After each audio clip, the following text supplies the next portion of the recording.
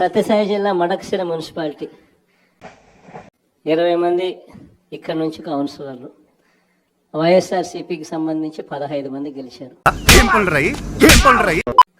చంద్రబాబు నాయుడు గారికి సంబంధించి 5 మంది మాత్రమే గెలిచారు. పాపం ఎస్సీ కాన్స్టిట్యున్సీ లక్కప్పలాంటి పాపం తెలుస్తూనే ఉంది. ఒక చిన్న కార్యకర్త అక్కడ నుంచి మన పార్టీ తరఫున ఎమ్మెల్యేగా నేను ఎస్సీ కాన్స్టిట్యున్సీ ఇలాంటి చోట కూడా ప్రలోభాలు పెట్టి ఆ కౌన్సిలర్లు లాగాలి అని చెప్పి తెలియదురా విశ్వ ప్రయత్నం చేస్తా ఉన్నాడు అని అంటే రాష్ట్ర చరిత్రలో ఎవడు ఉండడు ముఖ్యమంత్రి స్థానంలో. అయినా కూడా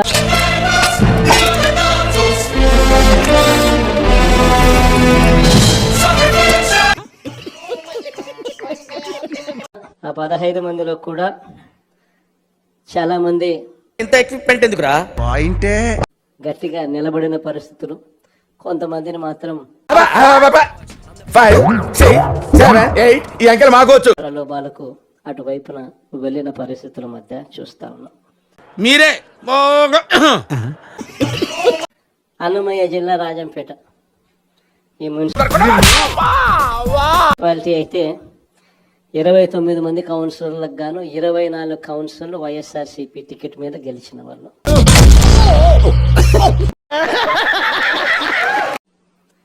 మరి 29లో 24 మంది వైఎస్ఆర్సీపీ టికెట్ మీద గెలిచిన పరిస్థితులు ఉన్నప్పుడు ఏముంది డోర్లు గుద్దుకోవటం.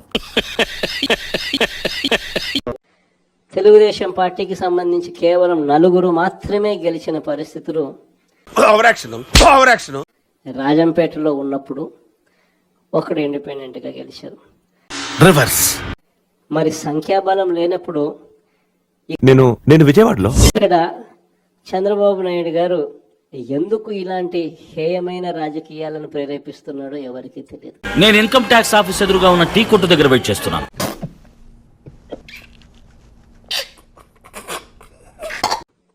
కానీ ఇక్కడ కూడా ఎంత కష్టపడినా కూడా ఒకడంటే ఒకడు కూడా పోని పరిస్థితిలో కూడా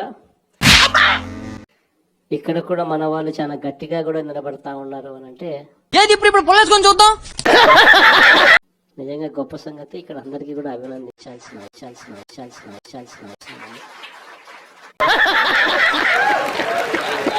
ఎందుకు ఈ విషయాలన్నీ చెప్తా ఉన్నానంటే